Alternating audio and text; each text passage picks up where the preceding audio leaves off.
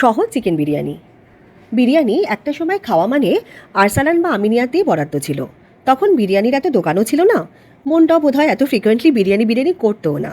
আমি রান্না করতে ভালোবাসলেও কোনোদিন ভাবিনি বাড়িতে বিরিয়ানি নামিয়ে ফেলবো, সেটাও আবার সাধারণ ভাত আর মাছের ঝোলের মতো। সত্যি বিরিয়ানির সরঞ্জাম তৈরি করাটাই বিরিয়ানি রান্নার একমাত্র মূলমন্ত্র, কিন্তু সেটা ঠিকমতো করে নিতে পারলে বিরিয়ানি রাঁধা সত্যিই সোজা, এবং শুধু তাই নয়, খরচ সাপেক্ষও বটে। আবার ঘি বা মশলা যেগুলো বাড়িতে ইউজ হয় সেগুলো শরীরের জন্য ক্ষতিকরও তো হয় না। তাই সবচেয়ে বড় কথা হলো, মনটা বিরিয়ানি বিরিয়ানি করলে সেটা বাড়িতেই সহজলভ্য হলে এর চেয়ে বড় ব্যাপার আর কি হতে পারে। আর যদি সেটা হয় আনলিমিটেড আলু আর মাংসের পিস সহযোগে। এবার আসি সরঞ্জামে।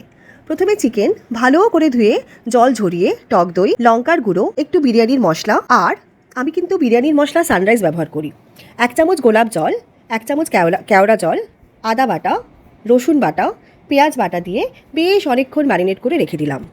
হাঁড়িতে বাসমতি রাইস দিয়ে এমনভাবে ভাত করলাম যাতে ভাতটা নামাবার সময় 80% মতো সেদ্ধ হয়, মানে ভাতটা টিপলে যেন মেল্ট না হয়ে যায়, আবার চাল ভাবটাও না থাকে। এবার কড়াইতে তেল দিয়ে নুন হলুদ দিয়ে জড়ানো আলু ভালো করে ভেজে নিলাম। আলু ভাজার সময় অল্প আছে ঢাকা দিয়ে ভাজলে কিন্তু আলুগুলো নরম হয় আর পুড়েও যায় না। এবার আলু ভাজার পর বেশ মোটা মোটা করে কাটা পেঁয়াজ ভালো করে ভেজে নিলাম। পেঁয়াজ ভাজা হবে একটু বেশি চিনি দিয়ে। পেঁয়াজ বেরেস্তা নামাতে হবে তখন পেঁয়াজের রং হবে বাদামি, পুড়েও যাবে না আবার একটু বেশি ভাজাও হবে না। এবার মাংস কষাতে হবে ভালো করে, শুধু কড়াইতে ম্যারিনেট করা চিকেনটা ভালো করে কষালাম, শেষে নুন দিলাম। ততক্ষণ কষালাম যতক্ষণ না পর্যন্ত চিকেনটা ভালোভাবে সেদ্ধ হলো। এবার আমার বেরেস্তা রেডি, চিকেন কষা রেডি, ভাতও রেডি। এবার রেডি করতে হবে বিরিয়ানির হাঁড়িতে ভালো করে একটা সাদা তেল আর ঘি মাখিয়ে নিলাম।